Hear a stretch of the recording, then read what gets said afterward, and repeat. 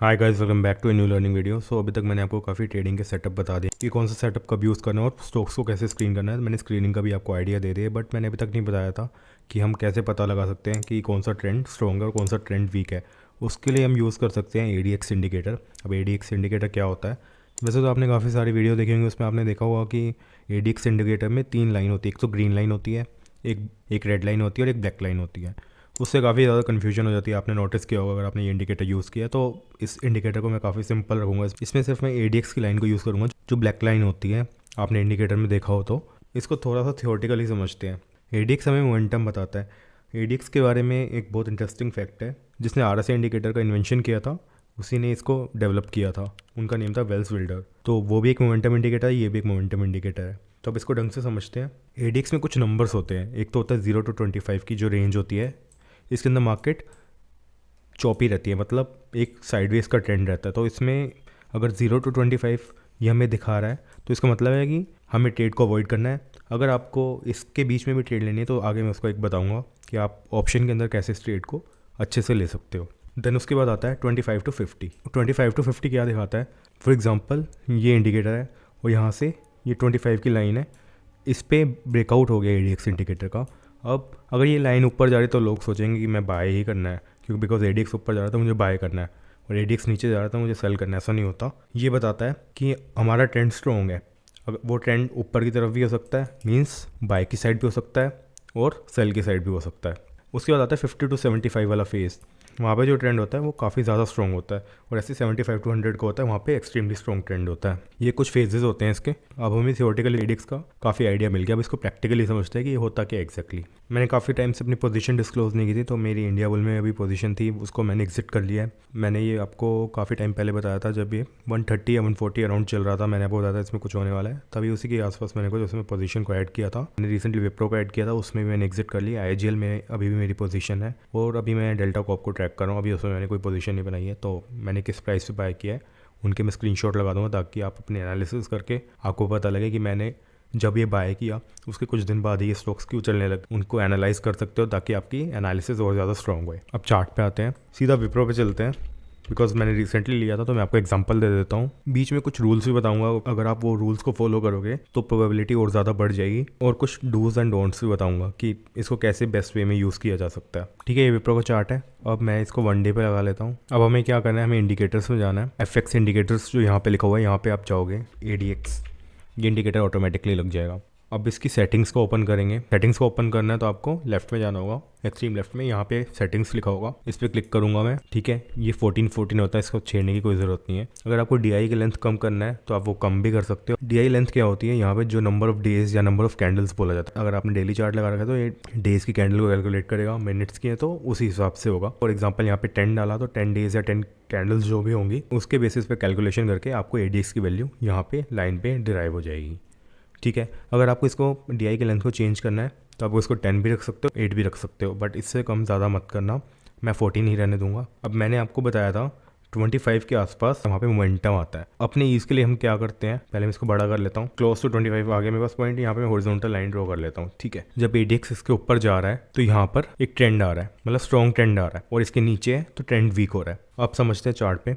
अब जल्दी से इसको समझते हैं कि इसको यूज़ कैसे करना है। अब मुझे पता लग गया 25 से ऊपर जाती है तो यहाँ पे ट्रेंड आएगा। अब जो है 25 अक्टूबर, मैंने मेरी एंट्री भी कुछ 384 385 के आसपास की थी। मैं उसका स्क्रीनशॉट यहाँ पे लगा दूंगा। जैसा मैं हर एनालिसिस की वीडियो में बताता हूँ, अगर प्राइस एक रेंज में ट्रेड कर रहा है या सपोर्ट के नियर ट्रेड कर रहा है और वहाँ पे वॉल्यूम काफ़ी कम हो जाती है। अब ADX ने यहाँ पे मुझे क्या बताया, ADX ने बताया कि 25 के ऊपर मैं जा रहा हूँ, यहाँ से ट्रेंड को रिवर्ट ट्रेंड में चेंज आ सकता है। पहला हमारा टिक हो गया कि ADX के बेसिस पे यहाँ पे एक ट्रेड बन रही है, और दूसरा हमें खाली ADX के बेसिस पे ट्रेड नहीं करना। अगर आप सपोर्ट एंड रेजिस्टेंस को यूज़ करना जानते हो तो बेस्ट है। अगर आपको उसका आइडिया नहीं तो मैं उसको आई बटन में उसकी वीडियो लगा दूंगा, तो आप वहाँ जाके उसके बारे में देख सकते हो, या इसके साथ DMA को भी यूज़ कर सकते हो, या कोई और इंडिकेटर जो आपको बेस्ट लगता है, बट अकेले इसके बेसिस पे ट्रेड मत लेना। अब यहाँ पे क्या हुआ, यहाँ पे 25 के ऊपर निकला और यहाँ पे एक सपोर्ट बन रहा था इस लेवल के आसपास। अगर आपको दिख रहा होगा, पहले भी प्राइस ने यहाँ से रिवर्सल लिया था, यहाँ पे एक सपोर्ट था, यहाँ पे प्राइस आया, वेट किया और यहाँ पे इमीडिएटली रिवर्स हो गया। और मेरी एग्जिट मैं आपको बताता हूँ कहाँ थी।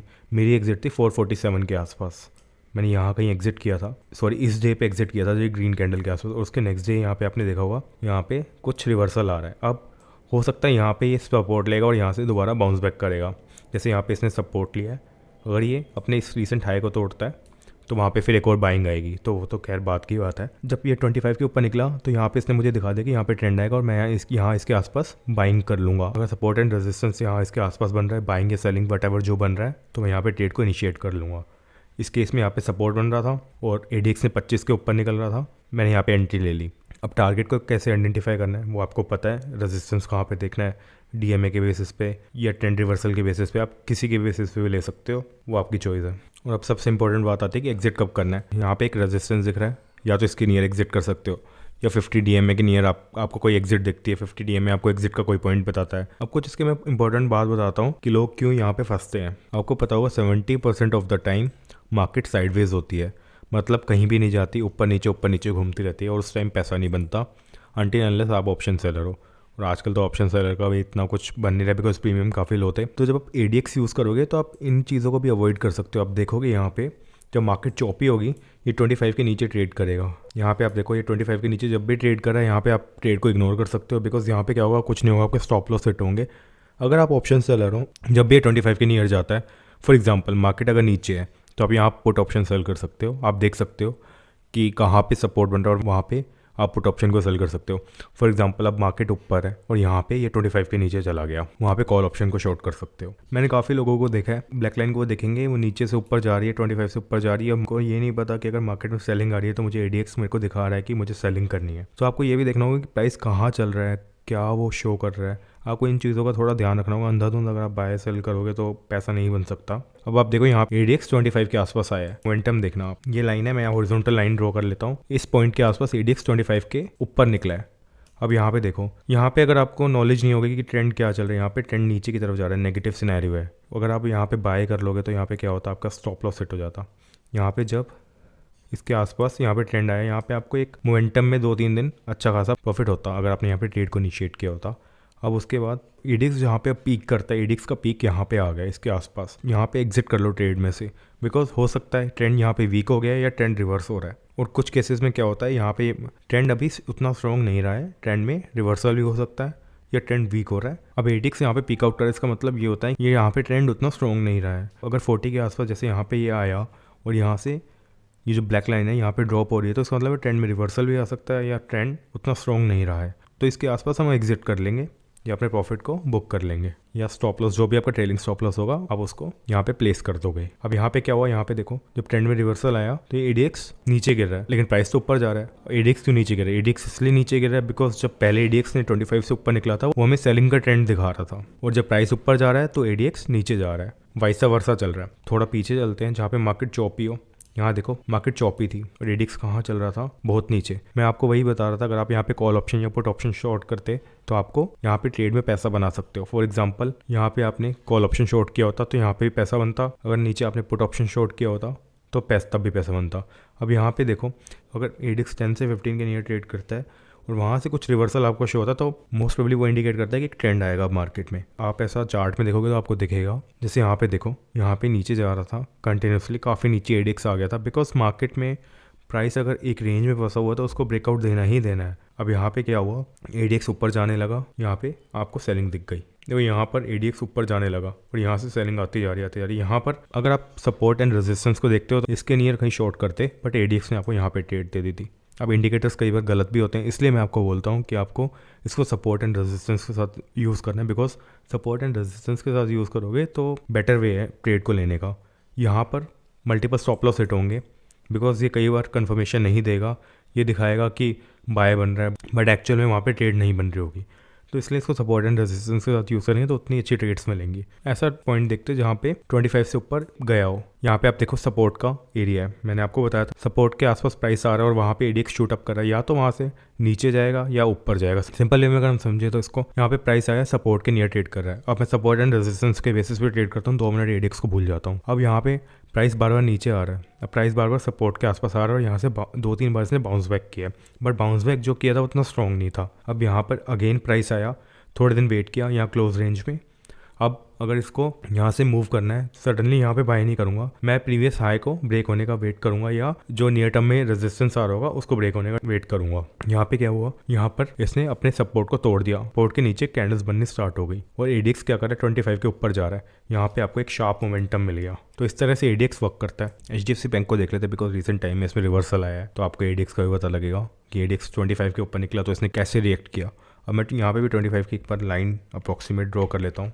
यहाँ पे हो गई 24.94 के आसपास। यहाँ पे एडीएक्स 25 के ऊपर निकला, यहाँ पे 2-3 दिन सेलिंग आई, आपको प्रॉफिट मिल गया। एक चीज़ और देखने वाली, यहाँ पे एक सपोर्ट था, सपोर्ट के नियर यहाँ पे क्लोज रेंज में ट्रेड कर रहा था 2-3 दिन और वहाँ पे सपोर्ट ब्रेक हुआ। नेक्स्ट डे यहाँ पे फॉल हुआ विच इज 1.13%। ये एरिया देखते हैं, ये एरिया एक सपोर्ट का काम कर रहा है, आप देख रहे होगे। प्राइस ने यहाँ पे आके रिवर्स होने का ट्राई किया। रिवर्स होने का क्यों ट्राई किया, बिकॉज यहाँ पे एक सेलिंग आ रही थी। यहाँ पे प्राइस रिवर्स होने का ट्राई कर रहा है, मुझे पता लगा यहाँ पे एक सपोर्ट है। एडीएक्स मुझे नहीं बता रहा ट्रेड है यहाँ पे, एडीएक्स यहाँ पे कंटिन्यूसली डाउन हो रहा है, डाउन हो रहा है। अब भी एक इंटरेस्टिंग फैक्टर है, मार्केट का ट्रेंड क्या था, नेगेटिव साइड था, नेगेटिव साइड था। तो एडीएक्स अगर ऊपर जा रहा होता तो इसका मतलब है नेगेटिव ट्रेंड स्ट्रॉन्ग होता। अब यहाँ पे क्या हुआ, ट्रेंड तो नेगेटिव है बट एडीएक्स नीचे जा रहा है, इसका मतलब कि ट्रेंड में कुछ रिवर्सल आ रहा है, जैसे मैंने आपको स्टार्टिंग में बताया था। एग्जिट कैसे करना है हमें देखना होगा। यहाँ पे रेजिस्टेंस कहाँ पे आ रहे हैं नियर टाइम में, जहाँ पे रेजिस्टेंस आ रहा है आप वहाँ पे एग्जिट कर सकते हो या जो भी आप क्राइटेरिया यूज़ करते हो वो कर सकते हो। बट वही मैं आपको बता रहा हूँ, अगर आप सपोर्ट एंड रेजिस्टेंस को यूज़ करते हो तो कई बार आपको ट्रेड बहुत पहले मिल जाएगी। वही अगर आप सपोर्ट एंड रेजिस्टेंस के बेसिस पे ट्रेड को ले रहे होते तो आपको यहाँ पे पता लग जाता कि प्राइस में रिवर्सल आ सकता है या यहाँ पे थोड़ी सी मूवमेंट आ सकती है। इवन मैंने कोटक एंड HDFC डिस्कस भी किया था, उसका स्क्रीनशॉट मैं लगा दूंगा। और भी 2-3 स्टॉक्स डिस्कस करे थे। ये रैंडम बेसिस पे मैंने टाटा मोटर्स का चार्ट खोल लिया। अब सेम यहीं पे वही करेंगे 25 के अराउंड, ठीक है। यहाँ पे मैं ऑल टच करके हॉरिजॉन्टल लाइन ड्रॉ कर लेता हूँ। अब यहाँ पर आप देखोगे 25 का ब्रेकआउट मुझे इसके आसपास दिखा है। अब सेम आप एक चीज़ नोटिस करना, जब 25 के आसपास ये वाला एरिया ना, मैं इसे मार्क कर देता हूँ, ये एरिया, और यहाँ पे प्राइस भी कंसोलिडेट किया, यहाँ पे ब्रेकआउट हुआ। अब यहाँ पे देखोगे ये एक रेजिस्टेंस था। अब ये रेजिस्टेंस क्या होता है, जब प्राइस उसके ऊपर ट्रेड करने लग जाता है किसी भी रेजिस्टेंस के लेवल पे, वो सपोर्ट बन जाता है। इसका ये सपोर्ट बन गया, यहाँ पे इसने क्लोज एक रेंज में ट्रेड किया। अब मार्केट में जितनी क्लोज एक रेंज होगी उसका जब भी ब्रेकआउट होगा आइदर साइड, मतलब नीचे या ऊपर, वहाँ पे एक अच्छा मोमेंटम आएगा। और यहाँ पे आप देख सकते हो जो कैंडल बनी है, 2 कैंडल्स, अगर यहाँ पे ऑप्शन बाय किया होगा तो फॉर श्योर मैं गारंटी दे सकता हूँ कि यहाँ पे बहुत ही अच्छा प्रॉफिट हुआ होगा। बिकॉज ऑप्शन ऐसे वर्क करता है, अगर मार्केट स्लो ऊपर जा रही है, ऐसे जा रही है, ऐसे जा रही है, तो इतना अच्छा प्रॉफिट नहीं मिलेगा। अगर बार्स बन के कंटिन्यूसली मोमेंटम से ऊपर जा रहा है तो ऑप्शन का प्राइस बहुत जल्दी शूट अप करता है। अब यहाँ पर क्या हो रहा है, यहाँ पे आप देखो, यहाँ पर सेलिंग आ रही है, इसने यहाँ पे कहीं रेजिस्टेंस को फेस किया और यहाँ पे एडीएक्स भी नीचे जा रहा है। इसका मतलब है कि जो बाइंग का ट्रेंड है वो वीक होता जा रहा है। उसको हम वॉच कर सकते हैं जब सपोर्ट के नियर आएगा। इस वीडियो को ज़्यादा बड़ा नहीं रखूंगा बिकॉज ये काफ़ी सिंपल कॉन्सेप्ट है। 2 या 3 बार चार्ट्स में आप लगाओगे तो आपको समझ आ जाएगा। आपको वॉच करना है कि 25 के ऊपर जब एडीएक्स की लाइन क्रॉस कर रही है वहाँ पे आपको मोमेंटम को वॉच करना है। अगर बाइंग की तरफ ट्रेड ले रहे हो तो आपको देखना है कि वहाँ पे ट्रेंड बाइंग का चल रहा हो। जैसा मैं हर वीडियो में बोलता हूँ, 3 से ज़्यादा ट्रेड नहीं लेनी और रिस्क रिवॉर्ड पे फोकस करना है। अगर रिस्क रिवॉर्ड पे फोकस नहीं करेंगे तो प्रॉफिटेबल ट्रेडर कभी नहीं बन सकता। तो आज की वीडियो में इतने। अगर आपको वीडियो अच्छी लगे तो hit the like button and you can subscribe to my channel so that आपको ऐसा कंटेंट मिलता रहे।